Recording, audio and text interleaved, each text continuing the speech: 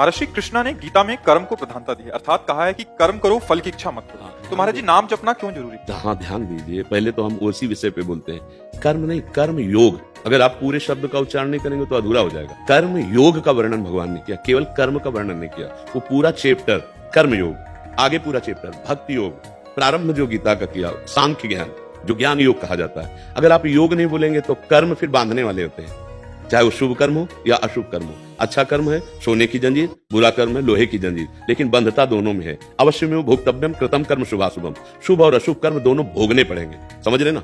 अब योग चाहिए जो मुझे कर्म बंधन से मुक्त कर दे, शुभ और अशुभ दोनों से। तो गीता जी बहुत थोड़ा पढ़ोगे तो समझ में नहीं आएगी, और आगे बढ़ो तो उसमें कहते हैं तेसाम सतत युक्तानाम भजताम प्रीति पूर्वकम ददामि बुद्धि योगम तम ये नमाम उपयांति ते।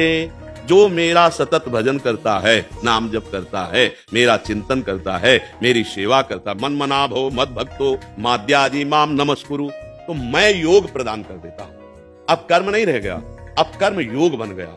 कर्म योग बन गया तो उसने विध्वंस कर दिया संचित कर्मों को। फलाकांक्षा रहित होने के बाद उसके हृदय में अद्भुत प्रेमानंद, कर्तृत्व भाव का लीन हो जाना, जीवन मुक्त महापुरुष हो जाना। बिना भगवान के नाम जप किए योग नहीं बनता है। मामनिस्मर युद्ध च, गीता जी से ही मेरा स्मरण करते हुए कर्तव्य कर्म कर, इसीलिए कहते हैं राधा राधा बोलो।